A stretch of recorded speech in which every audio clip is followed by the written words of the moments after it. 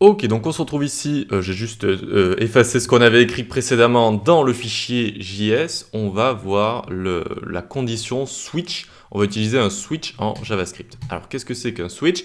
Ça permet de faire plus ou moins la même chose que des if, else, mais c'est une autre façon de faire. Voilà, elle est un petit peu moins populaire de manière générale, mais parfois vous pouvez avoir envie de l'utiliser, notamment quand vous avez de très nombreuses conditions à suivre, les unes après les autres. Au lieu de faire des if, eh bien on peut utiliser un switch. Donc ici, regardez, on va se faire une lettre qu'on va appeler couleur, et on va lui donner la couleur, par exemple, rouge. Ok, rouge comme ça. Très bien, donc ça c'est juste une variable qui va nous permettre de tester une condition.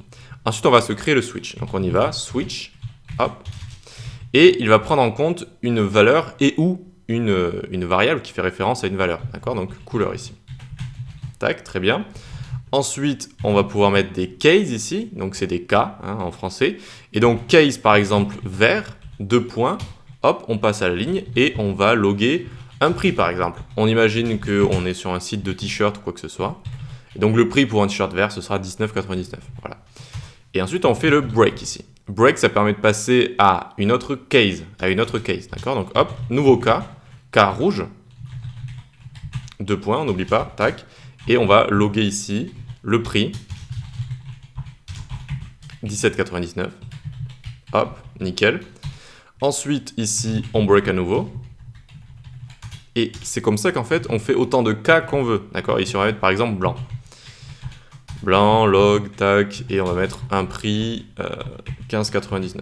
Alors bon, ne me posez pas la question pourquoi les prix varient selon les couleurs, c'est juste pour faire un exemple. Enfin, des fois les prix varient selon les couleurs, suivant ce qu'on achète.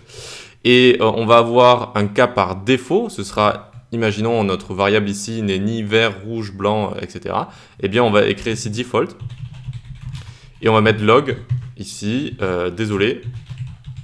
Ou même, regardez ce qu'on peut faire, on va utiliser alt et les backticks, Alt-GR et la touche 7 au-dessus du Y pour faire un template literals. En français, ils ont traduit ça par littéraux de gabarit, je crois. Bref, c'est juste pour écrire une chaîne de caractères ici. Alors, tac, entre les deux. Désolé, nous n'avons pas de... Et là, on peut faire une référence à notre variable ou écrire une expression. Et donc, on fait une référence à la variable. Hop, couleur comme ça. Couleur, et puis on peut mettre un petit point à la fin. Ok? Donc, dans le cas où... pour X ou Y raison, on rentrerait une couleur qui n'existe pas, d'accord? S'il y a une erreur, etc.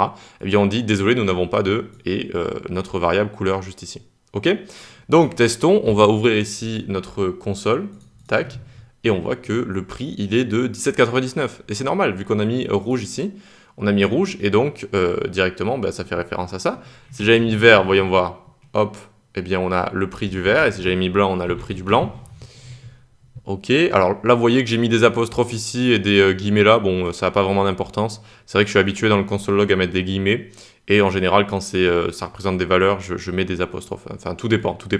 Ok, donc c'est pas vraiment grave ici, même si c'est mieux de se limiter à soit des apostrophes, soit des guillemets ici partout dans son code.